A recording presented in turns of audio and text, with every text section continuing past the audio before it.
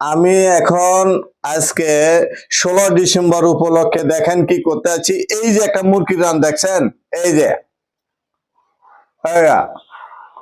এইভাবে কাঁচা মাংস খাবেন, স্বাস্থ্য ভালো থাকবো। তা এখন সব আইটেমের কি কি মশলা লাগবে সেটা আপনাদের দেখাইতেছি। এই প্রথম 1.5 কেজি মাংসের লগে কতটুকু তেল দিতে হবে সেটা দেখেন আপনারা। কিছু কাঁচামরিচ দিবেন, এই পেস্ট দিবেন, 250 গ্রাম পেস্ট দিবেন।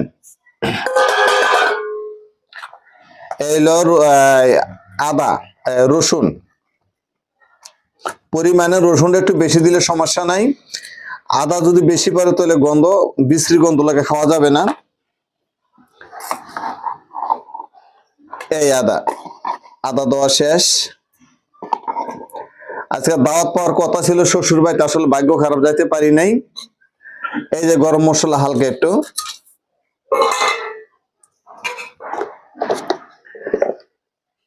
ধনিয়া দিতে হবে অল্প, এলো মমিসিংহা ধানা মরিচ,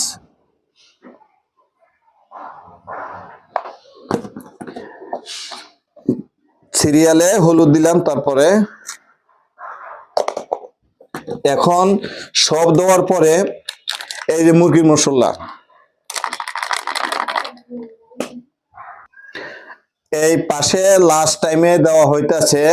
এই যে দেখুন, এই জিনিসটা চিনতে পারেন কিনা, এটা চাইনিজের একটা মশলা আছে। এই যে এটা দিলাম। চাইনিজের মশলা কি জানেন? লাস্টে হচ্ছে যে আপনার জিরার ফাঁকি করে এটা লাড়বেন, এইভাবে লাড়তে হবে। এই যে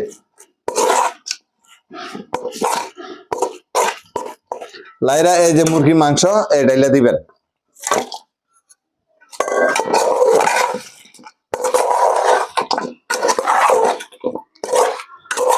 আজকে ছুটির দিন, আসলে আমি ছুটি পাই নাই, আমারও লাগাই দিছে ঘরের মুরগি মাংস পাকানো লাগে বাসার ভিতরে।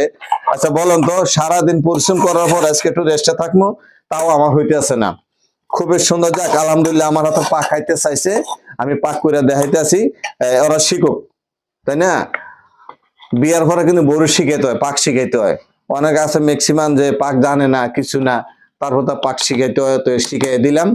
আলহামদুলিল্লাহ, আপনারা যেখান থেকে ভিডিওটা দেখছেন, দেখে আপনারা একটি করে এই লাস্টে লবণ গুলি দিলাম, কারণ মশলা দিয়া একটা আনুমানিক করলাম যে কতটুকু লবণ হইতে পারে। আসলে জিব্রার মধ্যে যখন দিছি ভালো স্বাদ